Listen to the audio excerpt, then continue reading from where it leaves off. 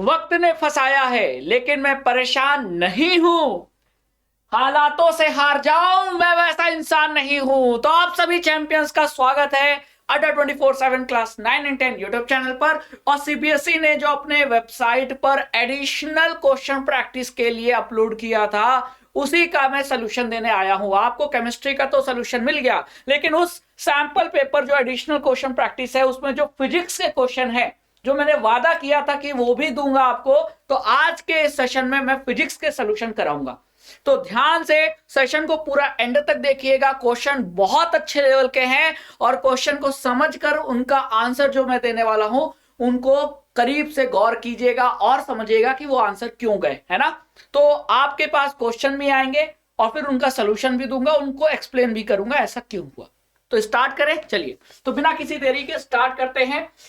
जो सीबीएसई ने अपने वेबसाइट पर अपलोड किया है एडिशनल क्वेश्चन, उसको प्रैक्टिस क्वेश्चन के नाम से अपलोड किया है और है फॉर्मेट बिल्कुल सैंपल पेपर की तरह।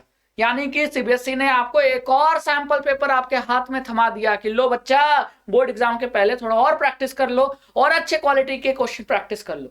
तो आइए क्वेश्चन प्रैक्टिस करते हैं। केमिस्ट्री का सोल्यूशन तो मैंने आपको दे दिया, अब फिजिक्स के सोल्यूशन देखते हैं, है ना। तो फॉर्मेट वही है, 3 घंटे में आपको section A B C D E के क्वेश्चन करने थे। केमिस्ट्री का सोल्यूशन आपको दे दिया, अब फिजिक्स के क्वेश्चन अटेम्प्ट करते हैं, ठीक है। तो स्टार्ट करते हैं। सबसे पहला क्वेश्चन सेक्शन ए का। सेक्शन ए में आपको एक डायग्राम दिख रहा है यहां। इस डायग्राम में एक वेरिएबल रेजिस्टर है जिसका रेजिस्टेंस हम बदल सकते हैं 0 से लेकर 4000 ओम तक। फिर एक 2000 ओम का है रेजिस्टर, फिर एक 2000 ओम का रेजिस्टर है और ये सभी सीरीज में कनेक्टेड है। और इस 2000 ओम रेजिस्टर के अक्रॉस पैरेलल में एक वोल्ट मीटर जुड़ा हुआ है और ये तीनों बैटरी से जुड़े हुए हैं 12 वोल्ट की। अब क्वेश्चन ये पूछा है, ध्यान से देखो, as the resistance of the variable resistor is change what is the smallest possible reading on the volt meter. ये जो वोल्ट मीटर सर्किट में जुड़ा है इसकी मिनिमम रीडिंग क्या हो सकती है। अब वोल्ट मीटर क्या नोट करता है, क्या रिकॉर्ड करता है, वोल्टेज। तो इन दो पॉइंट्स के cross minimum smallest possible voltage की रीडिंग क्या हो सकती है, बताइए। तो अब आइए इसको सॉल्व करते हैं। आपको ऑप्शन दिख रहे हैं, थोड़ा सा समय मैं आपको देता हूं, आप सॉल्व करो फिर मैं इसका सोल्यूशन बताऊं, ठीक है। अच्छा क्वेश्चन। तो अगर आपको इन दो पॉइंट्स के क्रॉस मैं इस पॉइंट को ए और बी कह देता हूं, ठीक है। तो अगर मुझे ए और बी के क्रॉस वोल्टेज कम चाहिए, ये मिनिमम चाहिए, तो वोल्टेज क्या होता है, आई आर। अब आर तो बदल नहीं सकते, क्या आप इस ए और बी के क्रॉस जो रेजिस्टेंस है वो कितना है 2000 ओम, क्या उसे बदल सकते हैं, नहीं, क्योंकि वो तो तब बदलता है जब हम लेंथ बदले, एरिया बदले या नेचर ऑफ मटेरियल बदल दें। ऐसा कुछ तो हम बदल नहीं रहे, तो आर नहीं बदल रहा है। तो V मिनिमम तब होगा जब I आपका मिनिमम हो, क्लियर। और सीरीज में करंट सेम रहता है। अब इस करंट को, ये जो बैटरी से करंट निकला, ये करंट मिनिमम होगा तभी इस ए और बी के क्रॉस पोटेंशियल मिनिमम होगा, है कि नहीं। अब मिनिमम करंट कब होगा, जब ये जो वेरिएबल रेजिस्टेंस है इसका रेजिस्टेंस क्या हो, मैक्सिमम हो कि मिनिमम हो। तो रेजिस्टेंस करंट को रोकता है, तो जब ये ज्यादा होगा तभी तो करंट कम होगा। तो इसकी मैक्सिमम वैल्यू कितनी हो सकती है, तो आप यहां से देख लो कि इसकी मैक्सिमम वैल्यू 4000 ओम हो सकती है। तो जब मैं इस वेरिएबल रेजिस्टर का रेजिस्टेंस 4000 ले लूं तो इस सर्किट में फ्लो होने वाले करंट की वैल्यू तब क्या होगी, मिनिमम होगी। तो मैंने इसको 4000 ले लिया, तो ये 4000, ये 2000, ये 2000, कितने हो गए 8000। तो V equal to I R अगर मैं लगाऊं तो आपका V, मैं अभी पूरे सर्किट पे अप्लाई कर रहा हूं, ओम्स लॉ पूरे सर्किट पे अप्लाई कर रहा हूं, तो वोल्टेज कितना हो गया 12 वोल्ट। I, अब ये जो I है ये आप मिनिमम I है, क्यों, क्योंकि आपने R मैक्सिमम लिया है। तो वो जो I आप निकाल रहे हो उसको आपने I ले लिया मिनिमम, और R की वैल्यू क्या हो गई 4000 प्लस 2000 प्लस 2000 यानी कितना 8000। तो यहां जो I मिनिमम आया आपका कितना आ गया 12/8000 आ गया, है ना। अब इसको यहां पुट कर दो, तो V मिनिमम कितना हो जाएगा, तो I मिनिमम कितना है 12/8000 इंटू R। तो R किसका लेंगे, इसके क्रॉस निकालना है तो इसके क्रॉस R लेंगे, तो A और B के क्रॉस रेजिस्टेंस कितना है 2000। क्लियर है कि नहीं।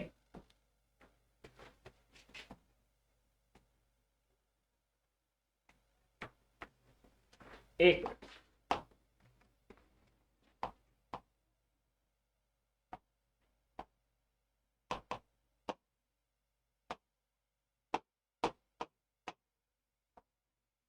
क्यों नहीं चल रहे तुम, क्यों नहीं चल रहे हो तुम।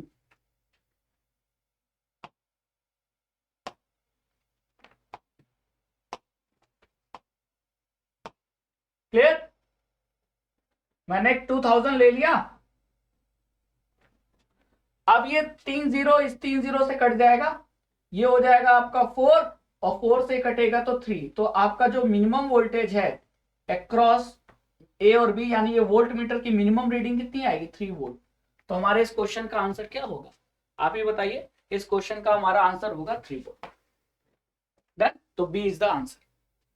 बात समझ में, बहुत सिंपल क्वेश्चन था, लेकिन कंसेप्ट लगा था। कंसेप्ट ये लगा था कि अगर V मिनिमम चाहिए तो I मिनिमम करो, और इस पूरे सर्किट में I सेम है, तो I मिनिमम तब होगा जब रेजिस्टेंस मैक्सिमम होगा। तो इसका तो वैल्यू फिक्स है, तो जब ये हम मैक्सिमम वैल्यू लेंगे तभी तो इनका कॉम्बिनेशन भी तो मैक्सिमम आएगा, और R मैक्सिमम होगा तब जाकर जो करंट की वैल्यू है वो कम होगा। करंट की वैल्यू कम तो इसके क्रॉस पोटेंशियल भी कम, तो आंसर आपका 3 वोल्ट है। ठीक है, डन, बहुत बढ़िया क्वेश्चन, बहुत बढ़िया। तो मैं गारंटी कर रहा हूं कि ये जो क्वेश्चन दिए गए हैं इस बार एडिशनल क्वेश्चन बहुत प्यारे लेवल के, तो इनसे आपको मदद मिलेगी अपना कंसेप्ट और इंप्रूव करने में, और अपना चेक करने में कि आपको कितना आता है। नेक्स्ट क्वेश्चन पे चलते हैं बच्चा, है कि नहीं। The frequency of AC in some countries is 60 hertz. किसी कंट्री में एसी की जो फ्रीक्वेंसी, आपको पता है करंट दो टाइप का होता है, एसी और डीसी। एसी करंट का डायरेक्शन हमेशा क्या होता है, बदलता है। इंडिया की बात करें तो इंडिया में 50 हर्ट्ज की एसी करंट की सप्लाई घरों में दी जाती है। लेकिन किसी दूसरे कंट्री में मान लेते हैं करंट की जो सप्लाई है एसी करंट की, उसकी फ्रीक्वेंसी कितनी है 60 हर्ट्ज। याद रखना, एक एक्स्ट्रा इंफॉर्मेशन दे रहा हूं, इंडिया में एसी करंट की फ्रीक्वेंसी कितनी होती है 50 हर्ट्ज होती है, ठीक है। लेकिन किसी दूसरे कंट्री में 60 हर्ट्ज है। तो इसका मतलब क्या है, तो हर्ट्ज यानी फ्रीक्वेंसी। अब फ्रीक्वेंसी क्या होता है, number of cycles in 1 second. Frequency का मतलब है number of cycle in 1 second या पर सेकेंड। तो अगर यहां लिखा है 60 हर्ट्ज, तो इसका मतलब 60 साइकिल्स इन 1 सेकेंड, यही मतलब हुआ ना। फ्रीक्वेंसी मतलब number of cycle in 1 second, एक सेकेंड में कितने बार साइकिल रिवॉल्यूशन होता है। तो 60 हर्ट्ज का मतलब 60 साइकिल्स इन 1 सेकेंड, है ना। अब एसी करंट का अगर आप एक साइकिल देखोगे, ये रही एक साइकिल, ये रही एक साइकिल, तो एक सेकेंड में ऐसी कितनी साइकिल कंप्लीट करता है एसी करंट। अगर 60 हर्ट्ज है तो 60 एक सेकेंड में ऐसे कितने बार 60 टाइम्स। अब आप देखो कि ऊपर वाले को हम पॉजिटिव ले रहे हैं, नीचे वाले को नेगेटिव, मतलब एक बार डायरेक्शन, एक साइकिल है ये, और एक साइकिल में आपने डायरेक्शन क्या देखा, 2 बार बदली। कैसे सर, एक बार पॉजिटिव से नेगेटिव हुआ यहां, तो एक बार डायरेक्शन यहां बदली, और फिर यहां से जब दूसरी साइकिल स्टार्ट होगी, दूसरी साइकिल, तो एक बार डायरेक्शन यहां बदलेगा। तो एक साइकिल में कितने बार डायरेक्शन चेंज हो रही है, 2 बार। तो अगर एक सेकेंड में 60 साइकिल है तो डायरेक्शन कितने बार चेंज हुई, 120 टाइम्स डायरेक्शन चेंज हुई। तो अगर फ्रीक्वेंसी 60 हर्ट्ज है, इसका मतलब कि एक सेकेंड में 60 साइकिल हो रही है, और हर साइकिल में 2 बार डायरेक्शन चेंज होता है, एक बार पॉजिटिव से नेगेटिव, नेगेटिव से फिर पॉजिटिव। तो 60 साइकिल में 60 × 2 यानी 120 टाइम्स डायरेक्शन चेंज होगी। तो यानी कि अब देख लो ऑप्शन कौन सा होगा। अभी कंफ्यूज कर सकता है कई बच्चों को, लेकिन बच्चा जो अच्छे से पढ़ेगा उसको कभी भी कंफ्यूज नहीं करेगा। तो the current changes direction 120 times in A second. Direction 120 bar change हो रही है, क्योंकि साइकिल में, हर एक साइकिल में 2 बार डायरेक्शन चेंज होती है। इंडिया में क्योंकि 50 हर्ट्ज का एसी करंट सप्लाई होता है, तो 50 हर्ट्ज मतलब 50 साइकिल, और 50 साइकिल मतलब कितने बार डायरेक्शन चेंज हुई, डबल कर दो, 100 टाइम्स। तो इंडिया में जो एसी करंट घरों में सप्लाई होती है वो 1 सेकंड में 100 टाइम्स डायरेक्शन चेंज करती है। लेकिन अगर कंट्री में 60 हर्ट्ज की एसी करंट है तो उसका डबल कर दो, 120 टाइम। तो याद रखना डबल करना है अगर नंबर ऑफ डायरेक्शन पूछे तो। ठीक है, तो ये हो गया हमारा आंसर बी। ठीक है, चलो next. Raman wants to draw a graph to show the resistivity of a wire changes with the length of the wire। तो वो कौन सा ग्राफ है सही? A B C D, 4 graph आपको दिए गए, तो कौन सा ग्राफ सही है? थोड़ा दिमाग लगाइए, मैं आपको 10 सेकंड दे रहा हूं। 1 2 3 4 5 6 7 8 9 10 डन। अब तक आंसर आ जाना चाहिए। रेजिस्टिविटी केवल डिपेंड करता है nature of material of wire. Nature of wire, wire किस मटेरियल का बना है? 2 वायर ले लूं, एक कॉपर का एक एल्यूमिनियम का, तो दोनों की रेजिस्टिविटी अलग अलग होगी। लेकिन एक वायर मैं उसको लंबा कर दूं, छोटा कर दूं, पतला कर दूं, वायर का मटेरियल तो चेंज नहीं हुआ ना। तो जब तक वायर का मटेरियल चेंज नहीं होगा रेजिस्टिविटी सेम रहेगी। तो मैं यहां अगर लेंथ के साथ देखूं तो लेंथ के साथ रेजिस्टिविटी नहीं बदलती, रेजिस्टेंस बदलता है। हमने ये पढ़ा है, बहुत बार पढ़ा है कि R is equal to rho L upon A. तो R लेंथ और एरिया के प्रोपोर्शनल, मतलब लेंथ के डायरेक्टली प्रोपोर्शनल और एरिया के इनवर्सली प्रोपोर्शनल होता है। तो लेंथ बदलोगे तो रेजिस्टेंस बदलेगा ना, लेकिन रेजिस्टिविटी थोड़ी बदलेगा। रेजिस्टिविटी तभी बदलेगा जब हम वायर का जो मटेरियल है वो बदले। कॉपर का वायर था, हम कॉपर की जगह लोहे का वायर ले ले, हाँ, तो रेजिस्टिविटी बदल जाएगी। यानी कि इस क्वेश्चन में जो ग्राफ होगा वो ग्राफ ऐसा होगा जिसमें लेंथ के बदलने से रेजिस्टिविटी नहीं बदलेगी। तो वो कौन सा ग्राफ है जिसमें रेजिस्टिविटी नहीं बदल रही? पहले में देखो, नहीं, यहां रेजिस्टिविटी बदल जा रही है तो ये होगा नहीं, यहां ये भी नहीं होगा, यहां तो आप लेंथ बदल रहे थे, यहां तो रेजिस्टिविटी बदल रही है। तो इन तीनों केस में रेजिस्टिविटी बदल रही है, नहीं होगा। यहां देखो, आप लेंथ एक्स एक्सिस में है ना, लेंथ कहां है? एक्स एक्सिस में। तो लेंथ तो आप बदल रहे हो, लेकिन हर लेंथ पे रेजिस्टिविटी क्या है? सेम, क्योंकि रेजिस्टिविटी तो आपने वाई एक्सिस पे प्लॉट कर रखा है। तो इस ग्राफ में साफ साफ देखो कि लेंथ बदल रहे हो लेकिन रेजिस्टिविटी नहीं बदल रही, क्योंकि रेजिस्टिविटी लेंथ और एरिया पे डिपेंड नहीं करता, वो नेचर ऑफ मटेरियल पे डिपेंड करता है वायर का। तो आपका जो सही ग्राफ होगा वो ग्राफ कौन सा होगा? डी होगा। ठीक है, ये ग्राफ आपका सही। बात समझ में आ गई? क्लियर? क्योंकि इस ग्राफ में लेंथ के बदलने से रेजिस्टिविटी नहीं चेंज हो रही, इसीलिए हम इस आंसर को टिक करेंगे। बात समझ में आई? क्लियर? चल आगे चलते। अच्छा, लेकिन रेजिस्टेंस और लेंथ का ग्राफ पूछता तो तब आप क्या बनाते? क्योंकि ये डायरेक्टली प्रोपोर्शनल है, तो अगर रेजिस्टेंस और लेंथ का पूछता तो ये ऐसा होता, क्योंकि जैसे जैसे लेंथ बढ़ाओगे रेजिस्टेंस बढ़ेगा, है कि नहीं? तब लेकिन रेजिस्टिविटी पूछा था। चलिए अगले क्वेश्चन पे। विच circuit shows the correct and safe position for the fuse and switch? Fuse और स्विच को सही तरीके से लगाने का कौन सा डायग्राम आपको यहां दिख रहा है? करेक्ट तरीके से सेफ पोजीशन में लगाने का कौन सा ये डायग्राम सही है? यहां आप ये जो बॉक्स देख रहे हो ना, ये जो बॉक्स आपको नजर आ रहा है चारों डायग्राम में, ये आपका फ्यूज है, और ये जो आपको इस तरीके से नजर आ रहा है ये स्विच है। तो कहां लगाते हैं फ्यूज और स्विच को? बताइए तो जरा, कहां लगाते हैं? हमेशा लाइव वायर में लगाते हैं। क्योंकि लाइव वायर में जो करंट आ रहा है उसी से तो बचना है। तो जब हम फ्यूज इसीलिए तो लगाते हैं कि जो ओवरलोडिंग होता है करंट का, हाई करंट जो घर में एंटर कर रहा है तो वो ना एंटर करे, तो हमने सर्किट में फ्यूज लगा दिया। तो आप क्या देख रहे हो, यहां फ्यूज और स्विच दोनों न्यूट्रल वायर पर लगाया गया है। कभी भी न्यूट्रल वायर पर नहीं लगाते तो गलत है। यहां न्यूट्रल वायर पे है, नहीं लगाते। यहां लाइव वायर पे है लेकिन स्विच न्यूट्रल वायर पे लगा दिया, नहीं, दोनों दोनों यानी फ्यूज भी और स्विच भी दोनों लाइव वायर में लगाते हैं। और जब भी लाइव वायर में हाई करंट फ्लो होगा तो फ्यूज पिघल जाएगा, और पिघल जाएगा तो ये हाई करंट नहीं पहुंचेगा, तो आपका बल्ब नहीं खराब होगा। नहीं तो अगर यहां लगा दोगे, ठीक है, तो क्या होगा, आपने स्विच ऑन किया, हाई करंट आया, आपके बल्ब को जला दिया।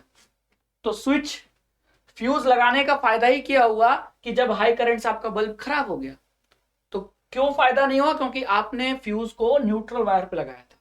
तो हमेशा न्यूट्रल वायर पे नहीं लगाते, लाइव वायर में लगाते हैं।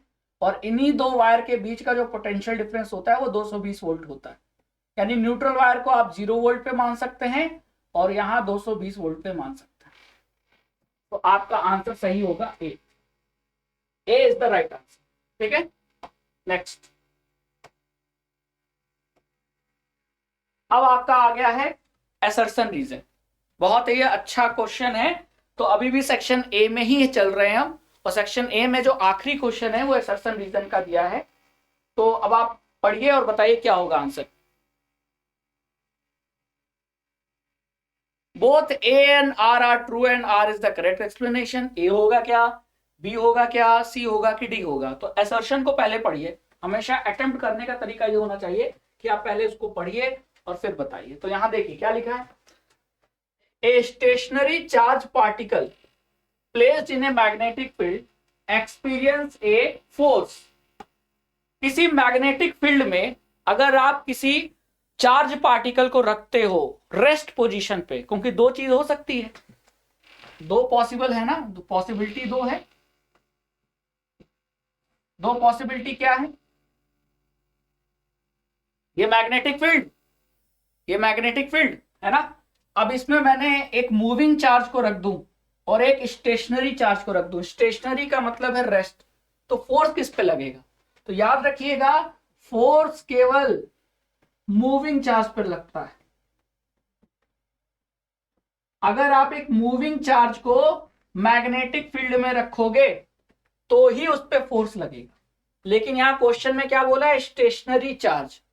तो जब स्टेशनरी चार्ज पार्टिकल को मैग्नेटिक फील्ड में रखोगे तो उस पर फोर्स नहीं लगेगा। लेकिन यहां क्या लिखा था, एक्सपीरियंस ए फोर्स। तो ये बात तो गलत हो गई, असर्शन इज फॉल्स। अब जैसे ही आपने देखा असर्शन फॉल्स है, तो ऐसा एक ही ऑप्शन होता है जहां असर्शन फॉल्स हो, और वो है आपका ऑप्शन डी। तो ऑप्शन डी होगा। Clear, assertion is false and reason is true. अब रीजन भी देख लेते हैं। A stationary charge particle does not produce magnetic field. जी हाँ, ट्रू है। स्टेशनरी चार्ज पार्टिकल स्टेशनरी है, मतलब वो मूव नहीं कर रहा। और जब चार्ज मूव नहीं कर रहा तो नो करंट, और जब करंट नहीं तो मैग्नेटिक फील्ड और करंट होता है तभी तो फोर्स लगता है। फ्लेमिंग लेफ्ट हैंड रूल के हिसाब से जब करंट और मैग्नेटिक फील्ड होगा तभी तो फोर्स लगेगा। और करंट तब प्रोड्यूस होता है जब मूविंग चार्ज हो, और अगर चार्ज मूव नहीं कर रहा है, स्टेशनरी है, तो करंट पैदा नहीं होगा। करंट नहीं पैदा होगा तो फोर्स भी नहीं लगेगा। क्लियर। और stationary charge particle does not produce magnetic field. जी हाँ, क्योंकि आपने देखा है कि जैसे वायर है, वायर के अक्रॉस करंट फ्लो हो रहा है, तभी तो वायर के अगल बगल मैग्नेटिक फील्ड पैदा होता है। तो करंट का फ्लो होना मतलब चार्ज का फ्लो होना, और अगर चार्ज स्टेशनरी होगा तो वो मैग्नेटिक फील्ड कैसे प्रोड्यूस करेगा। तो यहां लिखा था डज नॉट प्रोड्यूस, सही है। तो आपका ऑप्शन जो होगा वो डी होगा। ठीक है, तो इस क्वेश्चन का आंसर क्या होगा, डी। बात को पकड़ना, समझना। अगर क्वेश्चन ये आए कि एक यूनिफॉर्म मैग्नेटिक फील्ड में हमने एक चार्ज को रेस्ट पे रखा है तो क्या उस पर फोर्स लगेगा, नहीं। और अगर ऐसा घुमा के पूछ लिया जाए कि एक यूनिफॉर्म मैग्नेटिक फील्ड में हमने एक न्यूट्रल चार्ज पार्टिकल को, सॉरी, न्यूट्रल पार्टिकल को मूव करा रहे हैं, तो क्या उस पर फोर्स लगेगा? तो यहां मूव तो हो रहा है लेकिन पार्टिकल चार्ज नहीं है, न्यूट्रल है, तो उस पर भी फोर्स नहीं लगेगा।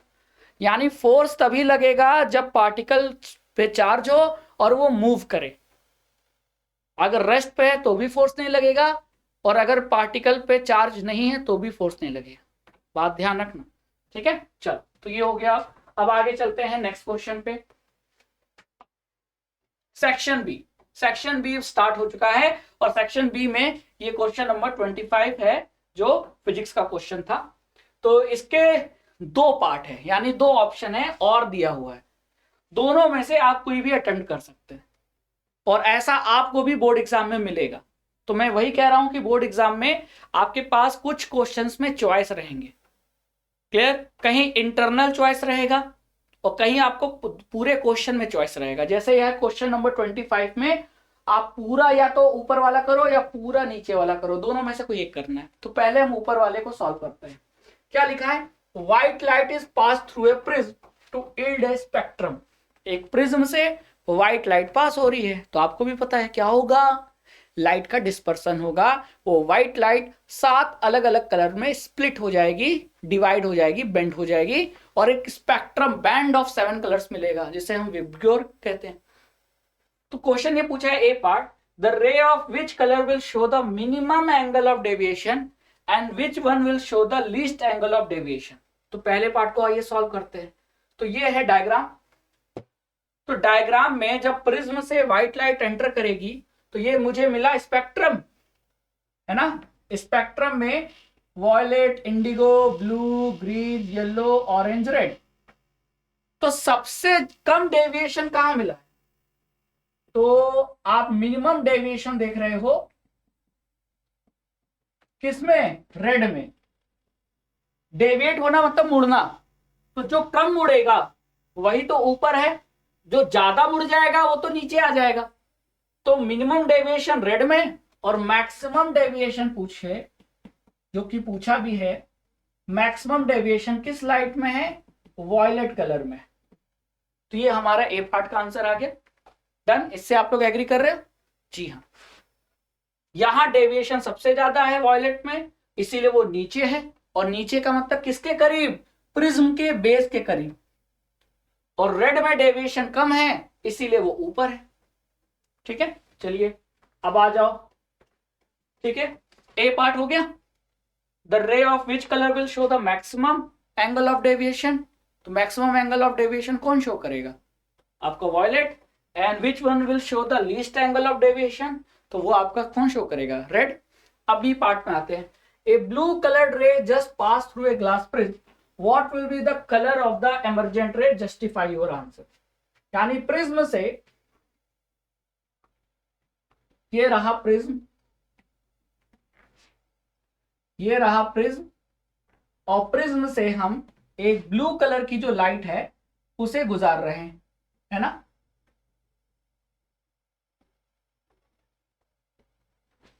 तो क्या होगा? अरे तो जब प्रिज्म से ब्लू लाइट एंटर करेगा तो ब्लू लाइट ही बाहर एमर्ज होगा। ठीक है, तो यहां मैं क्या लिखूं? सेंस। क्योंकि व्हाइट लाइट 7 अलग अलग कलर का कॉम्बिनेशन होता है, लेकिन ब्लू कलर की लाइट अपने आप में एक सिंगल कलर है। ठीक है, तो मैं यहां लिख सकता हूं कि white light is a combination of 7 colours. White light is combination of 7 colors, but blue light is monochromatic, अपने आप में एक सिंगल कलर है, इसीलिए उसको मोनोक्रोमैटिक कह सकते हैं। ठीक है, hence blue light will emerge. तो इसीलिए क्या होगा? हैंस। तो रीजन यहां है, blue coloured light will emerge.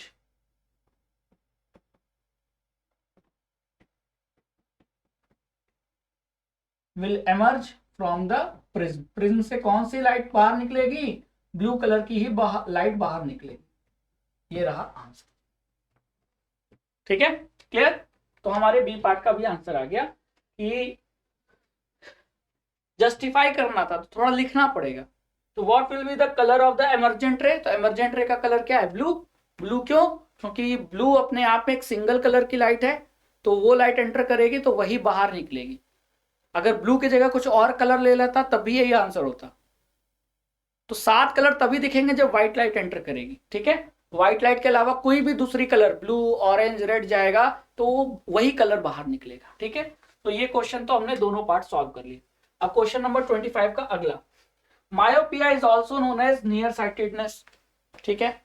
A person with this defect has the far point nearer than infinity. Myopia में जो फार पॉइंट है वो इंफिनिटी से चेंज होकर थोड़ा करीब आ जाता है।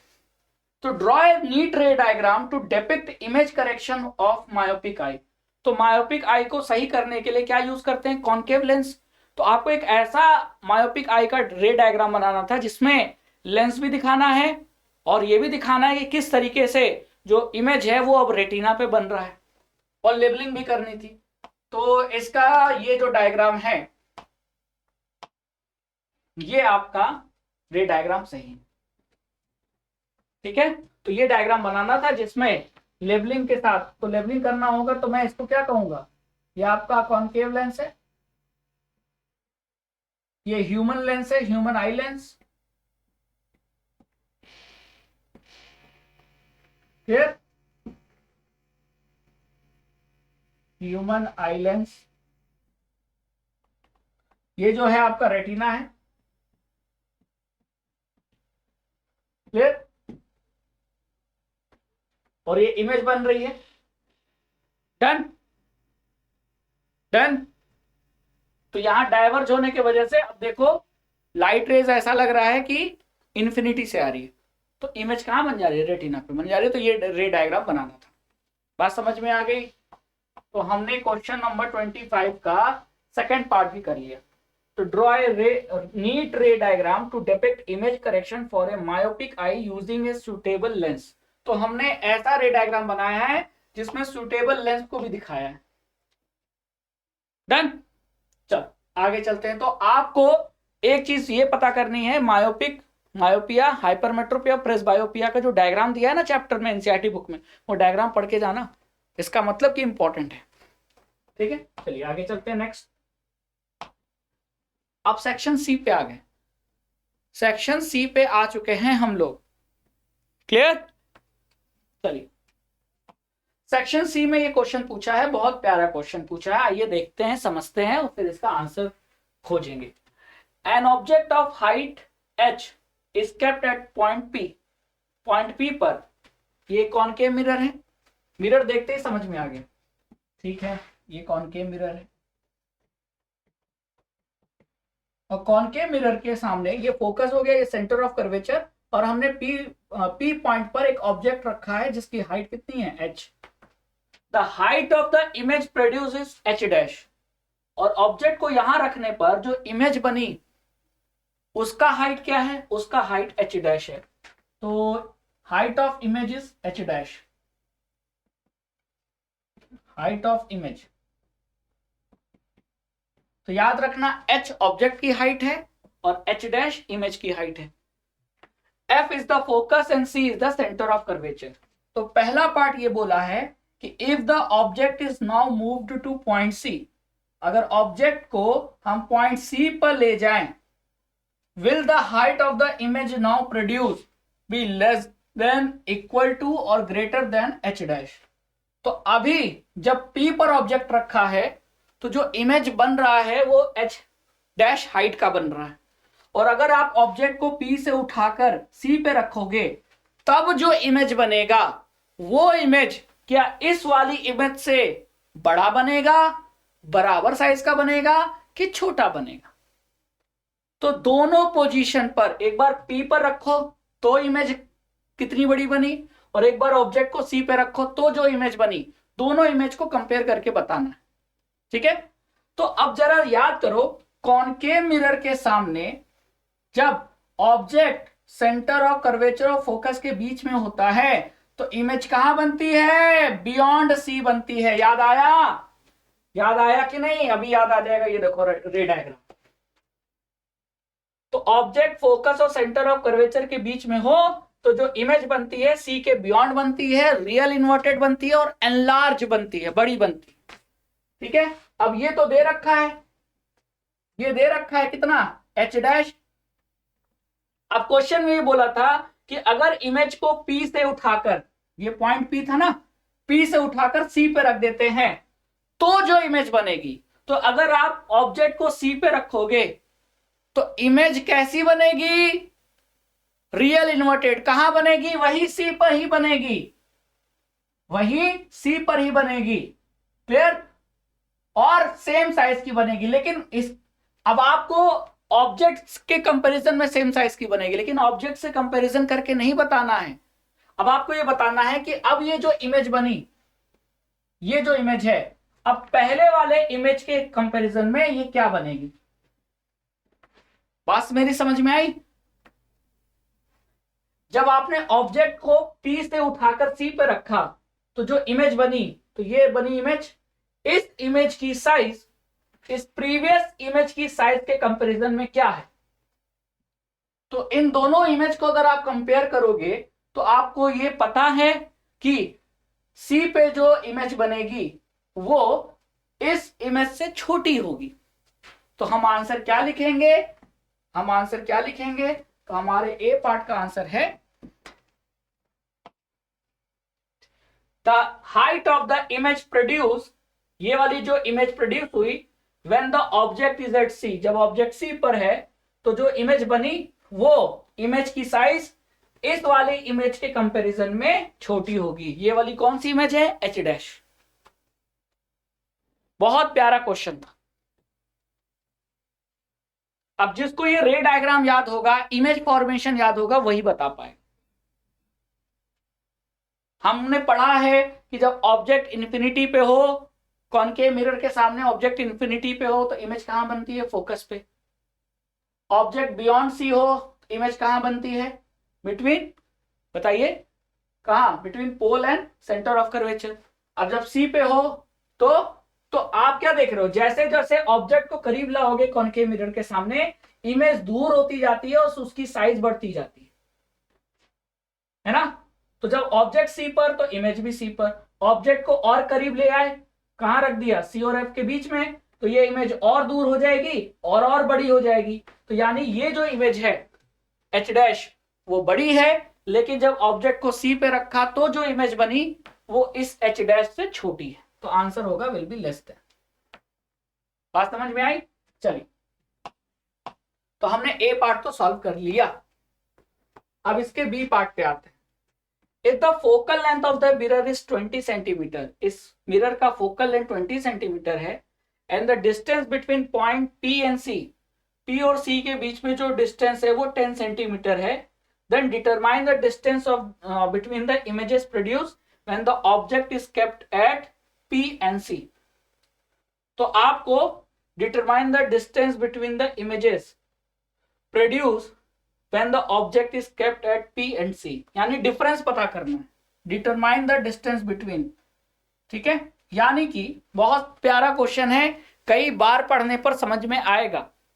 क्वेश्चन में ये बोला है कि जब आपने ऑब्जेक्ट को P पे रखा तो जो इमेज बनी उस इमेज, और जब आपने ऑब्जेक्ट को C पे रखा तो जो इमेज बनी, उन दोनों इमेज के बीच की डिस्टेंस क्या होगी। यानी कि बी पार्ट में आपको ये और ये अगर एक जगह इमेजिन किया जाए, ये इमेज सी पे बन रही है तो मान लेते हैं सी यहां है, तो ये जो इमेज बनी और ये जो इमेज बनी, इनके बीच का डिफरेंस निकालना है, डिस्टेंस निकालना है। ठीक है, तो कैसे निकालेंगे? बहुत इजी है, बहुत इजी।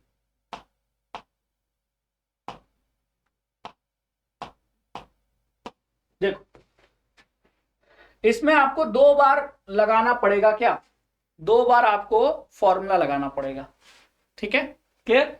तो मिरर फॉर्मूला 2 बार लगाना पड़ेगा, लेकिन पहले उसके लिए, अच्छा, जब फोकल लेंथ 20 सेंटीमीटर दिया है तो मिरर और फोकस के बीच की डिस्टेंस फोकल लेंथ होती है। ये हो गए 20 सेंटीमीटर। ठीक है, अगर ये 20 सेंटीमीटर है तो सी और एफ के बीच की भी डिस्टेंस 20 सेंटीमीटर होगी। ठीक है, और क्वेश्चन में बोला है कि जो आपका the distance between point P and C is 10 centimetre. Point P और सी के बीच की जो डिस्टेंस है वो 10 है। तो अगर ये 10 है और ये पूरा 20 है तो ये भी तो 10 होगा। बात समझ में आ गई? क्लियर? तो अब पहले केस में पहले लिए मिरर फॉर्मूला लगाते हैं जब ऑब्जेक्ट कहां है, पी पर। ये पता लगाना जरूरी था क्योंकि अब हम मिरर फॉर्मूला लगा सकते हैं। तो अब आप देखो कि ऑब्जेक्ट की डिस्टेंस पोल से कितना है, 20 + 10 30 सेंटीमीटर है ना। तो अब हम सॉल्व करेंगे इसको। यहां मैं बी पार्ट सॉल्व कर रहा हूं। when object is at P, तो ऑब्जेक्ट P पर है तो इमेज ऑब्जेक्ट की डिस्टेंस कितनी हो गई, -30 सेंटीमीटर। फोकल लेंथ क्या हो जाएगा, कॉनकेव मिरर है तो माइनस ही लेंगे, कितना 20 सेंटीमीटर।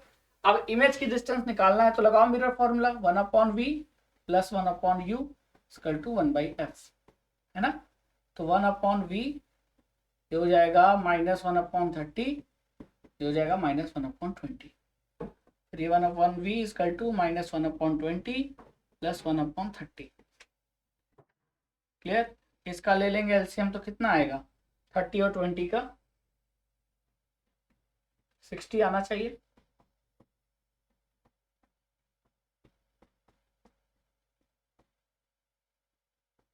टू 2 × 4 12 5 60 आएगा।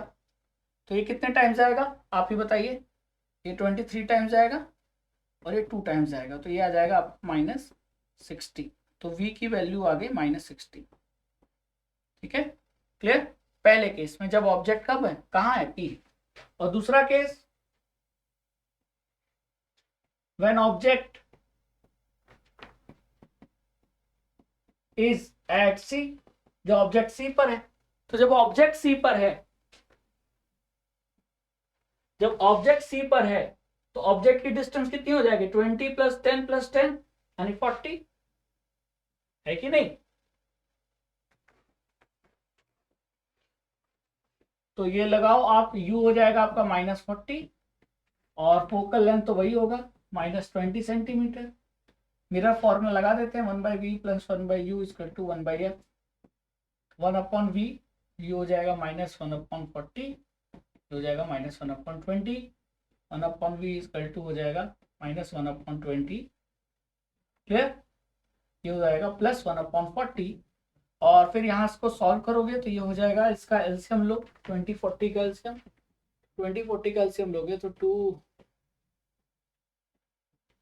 5 × 10 × 5 × 5 × 5 1 1, 2 2 × 4 4 2 × 8 5 8 × 40 हो जाएगा। क्लियर? ये हो जाएगा आपका 20 + 1, ये आ जाएगा -1/40। ठीक है, तो v की वैल्यू आ गई -40 सेंटीमीटर। ठीक, आना ही था क्योंकि जब C पे रखोगे तो ऑब्जेक्ट C पर है तो इमेज भी तो C पे बनेगा। तो ऑब्जेक्ट C पर है तो कितने डिस्टेंस पे, 40 सेंटीमीटर पे, तो इमेज भी C पे बनेगी, तो इमेज की भी डिस्टेंस 40 सेंटीमीटर आएगी। अब इन दोनों इमेज के बीच का डिफरेंस निकालना है, ये क्वेश्चन में कहा। तो माइनस साइन तो ये बता रहा है कि इमेज लेफ्ट साइड बन रही है। डिस्टेंस देखोगे 60 और 40, तो डिफरेंस कितना आया, या distance between both image, distance between both image, दोनों इमेज के बीच। तो डिस्टेंस बिटवीन बोथ इमेज अगर देखा जाए तो ये हो जाएगा आपका 60 - 40, ये आ जाएगा आपका 20 सेंटीमीटर, है ना। क्लियर? यानी कि ये जो इमेज बनी इसकी डिस्टेंस 60 निकली, ये जो इमेज बनी इसकी डिस्टेंस 40 निकली।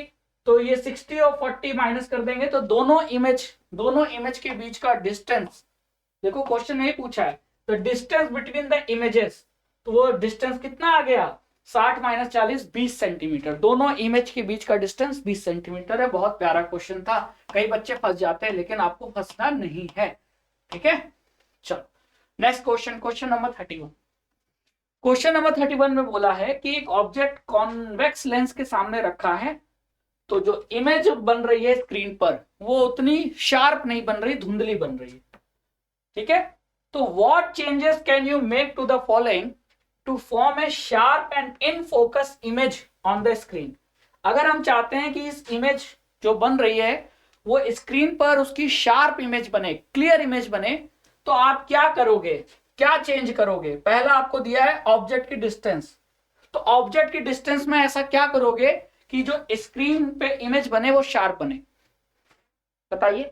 तो याद करो कॉन्वेक्स लेंस, कॉन्वेक्स लेंस के सामने ऑब्जेक्ट को जितना करीब लाते हो और इमेज उतना दूर इमेज कहां बनता है, राइट साइड, और जितना ऑब्जेक्ट करीब लाओगे इमेज उतना दूर होता जाएगा। ठीक है, अब जरा सोचो अगर ये स्क्रीन यहां होती तो इमेज अच्छी दिखाई देती कि और खराब हो जाती। तो आप देख रहे हो कि इस जगह पर ही तो लाइट रेज मिल रही हैं, फोकस यही है, और जहां लाइट फोकस होता है वहां अच्छी इमेज बनती है। क्लियर। तो अगर आपको अच्छी इमेज बनाना है तो दोनों लाइट को वहां मिलाना पड़ेगा। अब स्क्रीन को हम चेंज नहीं कर सकते, स्क्रीन को आगे पीछे नहीं कर सकते। तो इतना समझ में आ गया कि अच्छी इमेज बनाने के लिए अगर इन दोनों लाइट का फोकस मैं यहां करा दूं, यानी लाइट ऐसे मिले स्क्रीन पे, अगर ऐसे मिले लाइट, है ना, तो जो अभी यहां फोकस हो रही थी अब यहां फोकस होंगी तो इमेज, स्क्रीन पे जो इमेज बनेगा वो अच्छा दिखेगा। अब इसके लिए क्या करना होगा, इमेज को यहां से उठाकर यहां ले जाना है।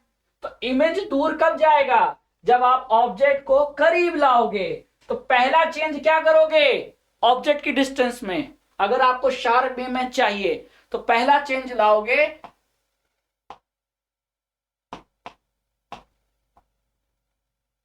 है ना, पहला जो चेंज लाओगे वो क्या लाओगे, एक one, object should be moved closer to lens। Convex lens के करीब ले जाओगे तब आपको अच्छी इमेज बनेगी। For sharp image at focus, for sharp image at screen, screen पे शार्प इमेज मिले उसके लिए ऑब्जेक्ट को आप कॉन्वेक्स लेंस के करीब ले जाओगे। ठीक है, मतलब ये ऑब्जेक्ट है, इसको उठाकर यहां ले जाओगे तो इमेज यहां से उठकर यहां बनेगी, और इमेज यहां बनेगी तो स्क्रीन पर अच्छी इमेज दिखेगी। ठीक है, तो ऑब्जेक्ट की डिस्टेंस में तो समझ में आ गया। Focal length of the lens, अब आपको सेकंड पार्ट का आंसर देना। ठीक है, फोकल लेंथ में क्या करोगे, तो आप ही बताओ, फोकल लेंथ क्या करना पड़ेगा। फोकल लेंथ, अब फोकल लेंथ होता क्या है, फोकस और ऑप्टिकल सेंटर के बीच की दूरी लेंस के केस में। तो आप ये देख रहे हो लाइट रेज जहां मिलती हैं वो फोकस हो गया, तो ऑप्टिकल सेंटर और फोकस के बीच की दूरी फोकल लेंथ। तो ये जो फोकल लेंथ है, ये जो दूरी फोकल लेंथ है, इसे बढ़ा दोगे, फोकल लेंथ बढ़ा दोगे, लाइट रेज यहां अगर मिलने लगे फोकल लेंथ बढ़ जाएगा तो स्क्रीन पे अच्छी इमेज बनेगी।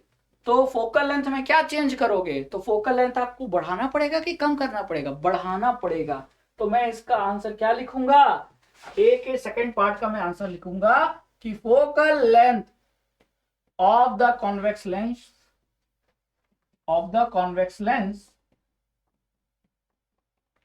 should be increased, ठीक है, to get sharp image on screen.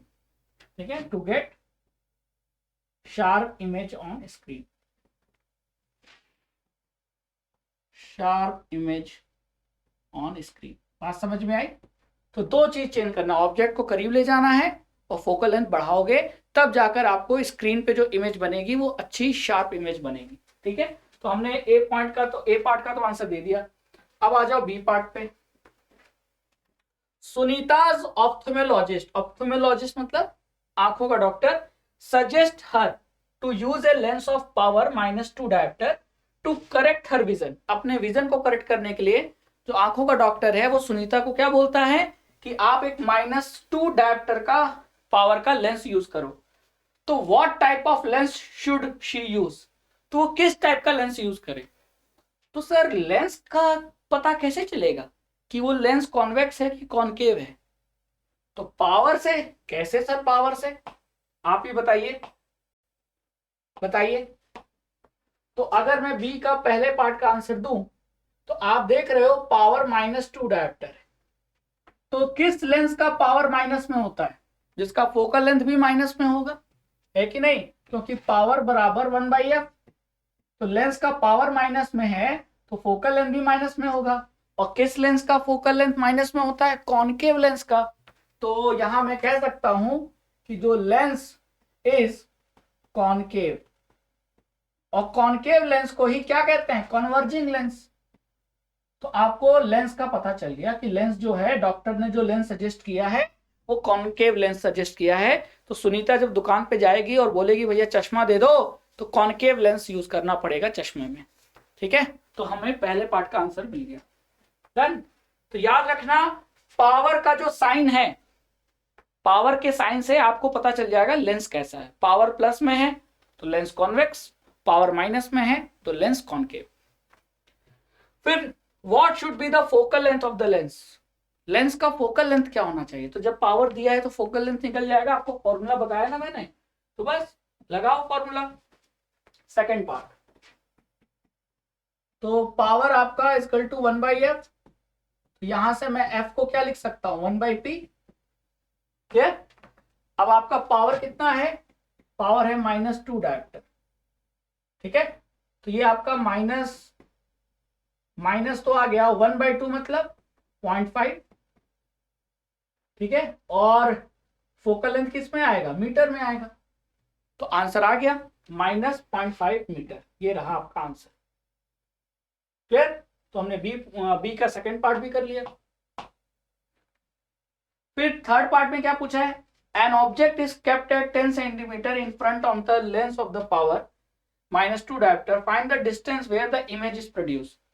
ये जो आपने लेंस यूज किया है ना, यहाँ सुनीता को जो डॉक्टर ने जो लेंस सजेस्ट किया, उस लेंस के सामने ऑब्जेक्ट को 10 सेंटीमीटर दूर पे रखा जाता है, तो इमेज कहां बनेगी। तो इमेज की डिस्टेंस पूछा है, ऑब्जेक्ट की डिस्टेंस दे दिया 10 सेंटीमीटर, और लेंस का फोकल लेंथ आपने अभी निकाला।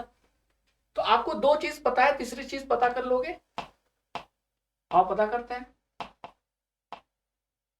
है ना। तो अगर मैं इस लेंस को, फोकल लेंथ जो है उसको सेंटीमीटर में चेंज करूं तो ये कितना हो जाएगा। तो 0.5 मीटर को सेंटीमीटर में करूंगा तो इंटू 100, तो इंटू 100 करूंगा तो ये 50 सेंटीमीटर हो जाएगा, है कि नहीं। बस मेरा काम हो गया। थर्ड पार्ट सॉल्व कर रहा हूं।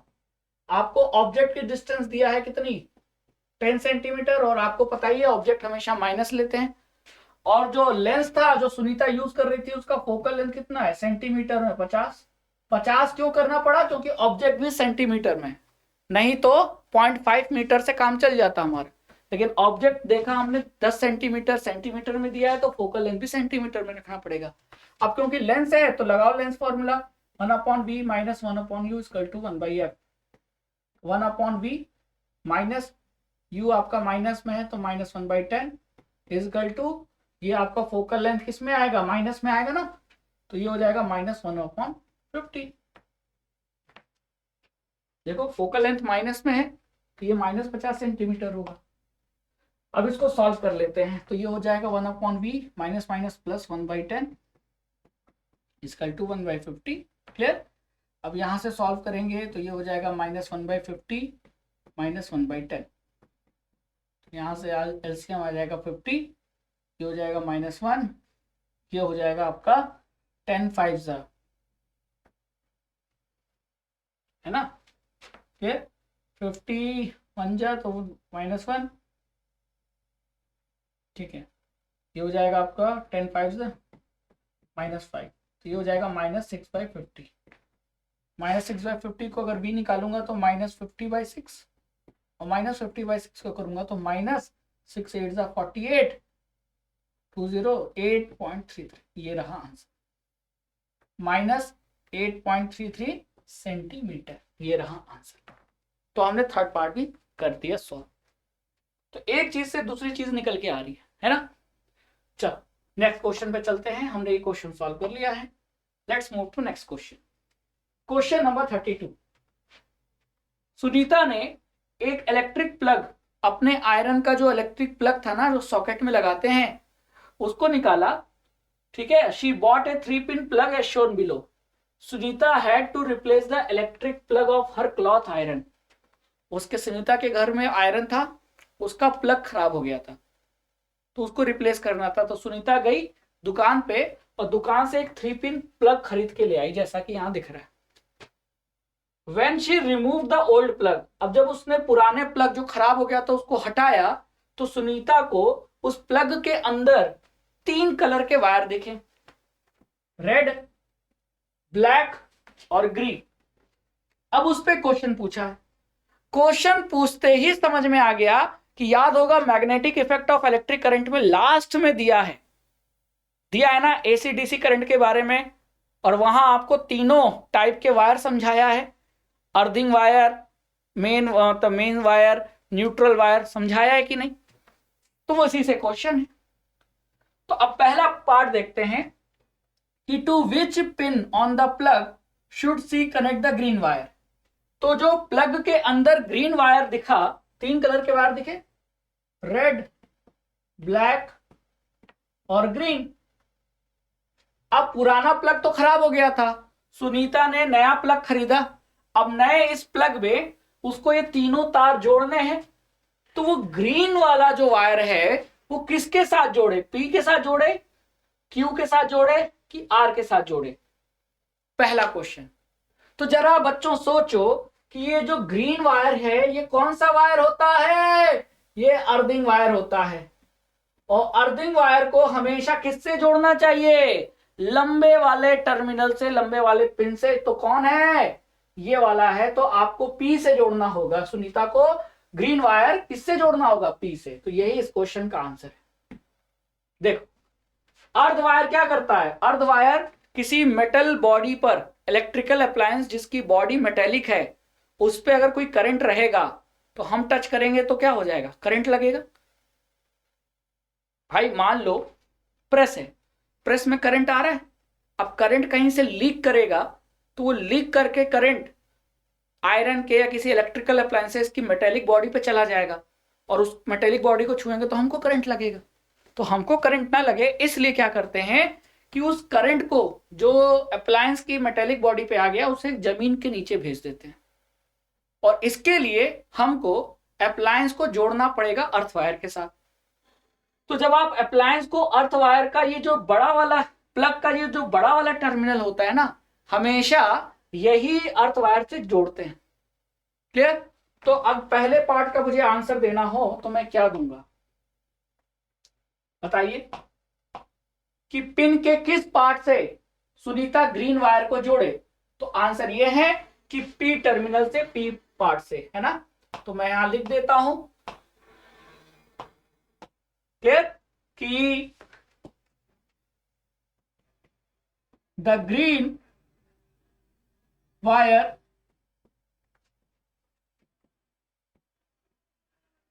should be connected with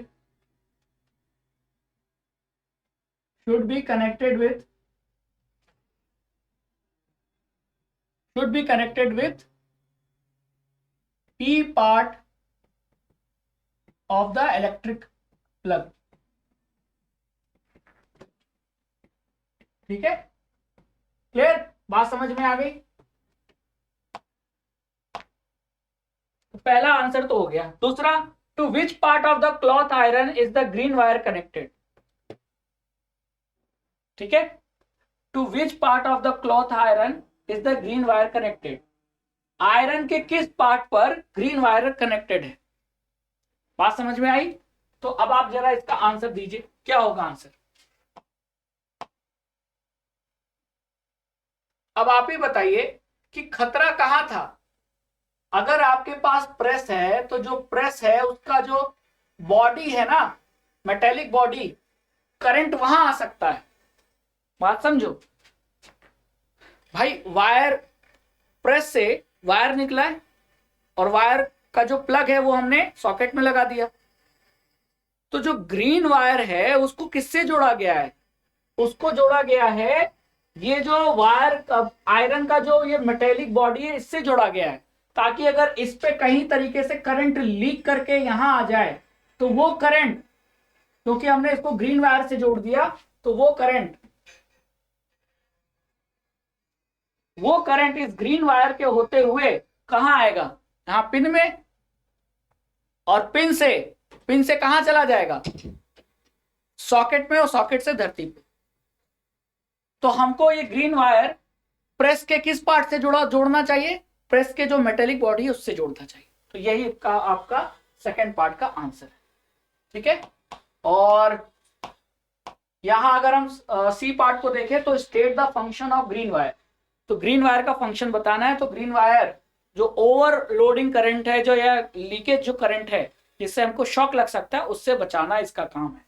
तो ये रहा इसका 3 पार्ट का आंसर। बात समझ में आई? क्लियर? डन? आगे चलें, चलिए।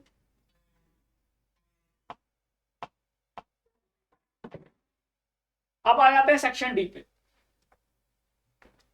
सेक्शन डी में अगला जो क्वेश्चन है वो, उस क्वेश्चन में आपको बोला है कि पी और क्यू दो स्ट्रेट वायर हैं जिसमें same amount of current flow हो रहा है आउटवर्ड डायरेक्शन। आउटवर्ड डायरेक्शन मतलब पी से ऐसे निकल रहा है, क्यू से भी ऐसे निकल रहा है। ठीक है, ओके। इस पी और क्यू के बीच का मिड पॉइंट है। The image shows the magnetic field lines. और ये जो कंसेंट्रिक सर्कल दिख रही हैं, ये इस करंट कैरिंग वायर के अगल बगल का मैग्नेटिक फील्ड का पैटर्न है। ठीक है, लेकिन इसमें डायरेक्शन नहीं बताया कि क्लॉकवाइज है कि एंटी क्लॉकवाइज। तो अब पहला क्वेश्चन ये पूछा है कि draw the above image and mark the direction of magnetic field. तो आप जरा बताओ कि यहां करंट अगर ऐसे निकल रहा है बाहर की तरफ, तो मैग्नेटिक फील्ड का जो डायरेक्शन है वो कैसे बताओगे? राइट हैंड थंब रूल से। तो लगाओ right hand thumb rule. Right hand का मतलब राइट हैंड का थंब करंट के डायरेक्शन में रखो, तो करंट बाहर निकल रहा है तो थंब भी बाहर की तरफ होना चाहिए। तो ये देखो मेरे हाथ उंगलियां कैसे मुड़ रही हैं? एंटी क्लॉकवाइज में। तो यहां डायरेक्शन क्या होगा? यहां डायरेक्शन आपका ऐसे होगा, है ना? और यहां भी करंट बाहर निकल रहा है, तो यहां भी डायरेक्शन कैसा होगा? एंटी क्लॉकवाइज होगा। तो यही आपको बना देना है। इस क्वेश्चन में क्या करना है? यही ड्रॉ कर देना। क्लियर? यही ड्रॉ कर देना। ये P, ये Q,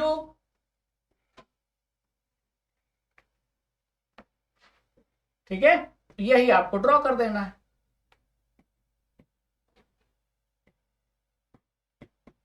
हो गया?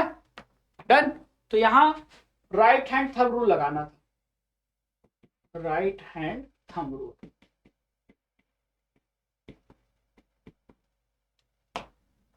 नेक्स्ट,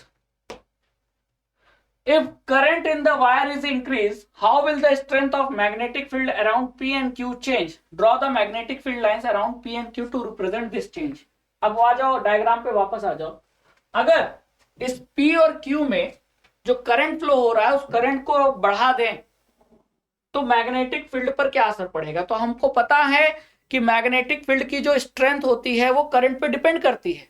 जितना ज्यादा करंट फ्लो होगा वायर में से उतना ज्यादा मैग्नेटिक फील्ड स्ट्रांग होगा, और मैग्नेटिक फील्ड स्ट्रांग होगा तो मैग्नेटिक फील्ड लाइंस क्या होंगी? करीब करीब। तो अभी ये जो गैप ज्यादा है तो वो गैप कम हो जाएगा, क्योंकि मैग्नेटिक फील्ड स्ट्रांग हो जाएगा। क्यों स्ट्रांग होगा? करंट की वैल्यू बढ़ने से। करंट की वैल्यू बढ़ने से। तो अब आपको वही चीज ड्रॉ कर देना है। तो कैसे ड्रॉ करेंगे? तो इस बार आपको जो कॉन्सेंट्रिक सर्कल बनाना है वो करीब करीब बनाना है ना? डायरेक्शन वही है करंट का, मैग्नेटिक फील्ड का डायरेक्शन भी वही है, लेकिन अब आप जो डायरेक्शन बनाओगे, मैग्नेटिक फील्ड लाइंस बनाओगे, वो करीब करीब बनाओगे, है ना? क्यों बनाओगे करीब करीब? पता चल गया? इसलिए क्योंकि करंट बढ़ गया है। तो इफ, अगर मैं लिखूं if I is increased,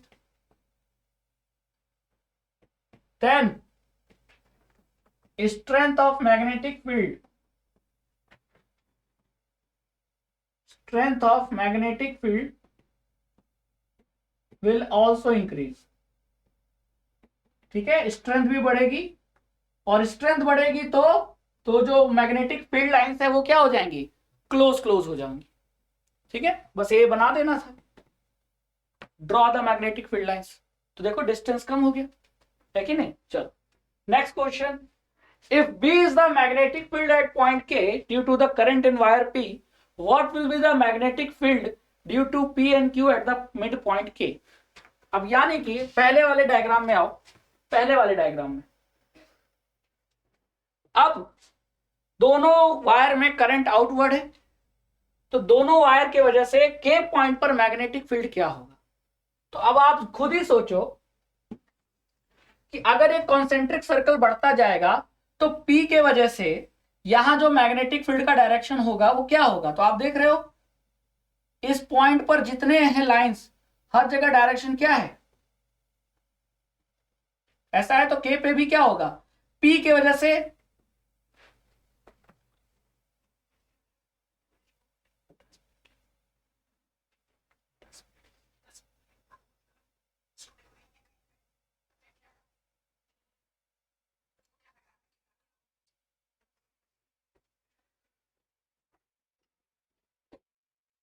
clear, बात समझ में आई. तो P की वजह से यहां होगा इस डायरेक्शन में, और Q की वजह से, तो ये देख रहे हो यहां डायरेक्शन क्या है, यहां इस तरफ, यहां इस तरफ, यहां इस तरफ. तो Q की वजह से यहां, तो मैग्नेटिक फील्ड दोनों की स्ट्रेंथ सेम लेकिन डायरेक्शन अपोजिट, तो ये एक दूसरे को कैंसिल कर देंगे ना. मैग्नेटिक फील्ड की स्ट्रेंथ बराबर होगी, क्यों, क्योंकि दोनों में करंट बराबर है. तो मैग्नेटिक फील्ड इस पॉइंट के पर सेम मैग्नीट्यूड का होगा लेकिन डायरेक्शन अपोजिट होगा. तो यहां एक दूसरे को कैंसिल कर देंगे, तो यहां आंसर आएगा आपका क्या, 0.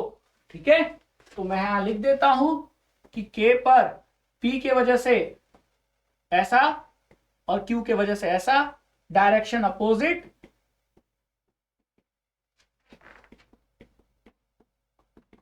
तो यहां मैग्नेटिक फील्ड का स्ट्रेंथ क्या हो जाएगा, मैग्नेटिक फील्ड की स्ट्रेंथ एक दूसरे को कैंसिल करने की वजह से ये हो जाएगा आपका 0. ठीक है, क्लियर. और यहां बोला है सेकंड केस में कि अगर Q में मैग्नेटिक फील्ड, Q में करंट को रिवर्स कर दें तो K पर क्या मैग्नेटिक फील्ड होगा. तो P में तो करंट वही आउटवर्ड था, तो K पर डायरेक्शन क्या होगा मैग्नेटिक फील्ड का.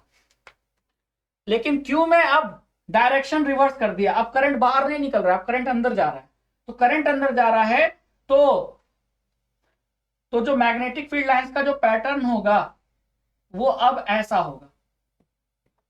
तो इसके वजह से अगर आप यहां पता करोगे तो अगेन यहां फिर से दोबारा क्या होगा, Q के वजह से भी फिर एक और, P के वजह से भी इसी डायरेक्शन में, Q के वजह से भी डायरेक्शन, तो दोनों सेम डायरेक्शन में है मैग्नेटिक फील्ड, तो एड अप हो जाएगा.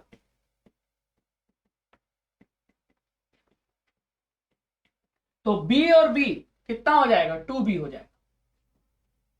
डायरेक्शन पलटने से यहां मैग्नेटिक फील्ड का डायरेक्शन भी पलट गया, तो जो पहले Q की वजह से नीचे था अब ऊपर हो गया, तो P के वजह से भी ऊपर, Q के वजह से भी ऊपर, और ये एड अप हो गया. तो ये आपका हो गया सॉल्यूशन. ठीक है, क्लियर. अब आ जाते हैं सेक्शन ई में. सेक्शन ई का बहुत इजी क्वेश्चन है. सेक्शन ई में ये डायग्राम दिया है रिफ्रैक्टिंग टेलीस्कोप का, जिसमें 2 लेंस यूज करते हैं, लेकिन 2 लेंस में यूज करने से क्रोमेटिक एब्रेशन होता है, यहां डिस्पर्सन होता है, इसकी वजह से लाइट अलग अलग जगह बनती है. तो हम इसमें इस आईपीस लेंस को ना यूज करके हम यहाँ ये रिफ्लेक्टिंग मिरर यूज कर लेते हैं टेलीस्कोप में, ताकि दूर का इमेज देख सके, ऑब्जेक्ट को देख सके. अब ये डायग्राम देखकर आपसे कुछ क्वेश्चन पूछे हैं कि why there is no chromatic aberration in reflecting telescope. तो रिफ्लेक्टिंग टेलीस्कोप में एब्रेशन क्यों नहीं हुआ, क्योंकि रिफ्लेक्टिंग टेलीस्कोप में हमने 2 लेंस ना यूज करके हमने क्या यूज किया, मिरर यूज किया, और मिरर से लाइट का रिफ्रैक्शन नहीं होता. यहां लाइट का रिफ्रैक्शन हो रहा था, इसीलिए जो कलर थे वो अलग अलग स्पॉट पे बन रहे थे, ये दिक्कत आ रही थी। तो यहां हमारा आंसर होगा कि हमने मिरर इसीलिए यूज किया ताकि लाइट का रिफ्रैक्शन ना हो।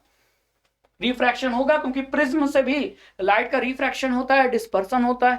अगर मिरर यूज करेंगे तो रिफ्लेक्शन, और रिफ्लेक्शन में कभी भी अलग अलग कलर स्प्लिट नहीं होंगे, है ना। तो इसीलिए हमने मिरर यूज किया। अब दूसरा part, one of the critical factor affecting a telescope is the amount of light we can gather. The more light telescope can gather, the better the image it produces. What can be done to the lens to increase the amount of light a telescope gather? तो amount of light को बढ़ाने के लिए आप क्या करोगे, तो light जहां से एंटर कर रही है अपर्चर, उसका साइज बढ़ा दो। तो बी पार्ट का आंसर क्या होगा, अपर्चर का साइज हम बढ़ा देंगे। इंक्रीज द डायमीटर या अपर्चर ऑफ द लेंस। कौन सा लेंस, जो आपका प्राइमरी लेंस है, जहां से लाइट एंटर कर रही है, ये वाले लेंस का अपर्चर बढ़ा देंगे, यानी लेंस थोड़ा बड़ा ले लेंगे। बात समझ में आई। चलो फिर, in the refracting telescope given in the passage, what should be the distance between the two lens. दो लेंस के बीच में डिस्टेंस कितना होगा, तो ये देखो, ये इसका फोकल लेंथ, ऑब्जेक्टिव का ये फोकल लेंथ, और ये आईपीस का फोकल लेंथ, दोनों फोकल लेंथ को जोड़ दोगे तो दोनों लेंस के बीच की डिस्टेंस निकल आ जाएगी। तो यह आपके सी पार्ट का आंसर है कि नहीं। डन। और लास्ट पार्ट का जो इसका क्वेश्चन है कि the light that reaches the telescope from the very far celestial bodies, draw a ray diagram to show what happens when a light far away object falls on a convex lens and concave lens. तो convex lens और concave lens से जब बहुत दूर से object light आती है तो क्या होता है, तो आपको पता है बहुत दूर से मतलब इन्फिनिटी से, और इन्फिनिटी से आने वाली लाइट रे का जो कॉन्केव और कॉन्वेक्स लेंस से इमेज बनाते हैं वो फोकस पे बनाते हैं, और वो आपका यहाँ दिया हुआ है।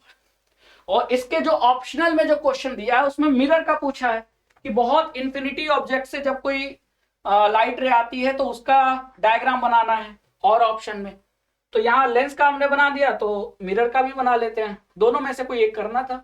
तो डी और सी ऑप्शन में चॉइस था आपको, है ना, डी ऑप्शन में चॉइस था। तो ये देखो दूसरे चॉइस वाले का आंसर।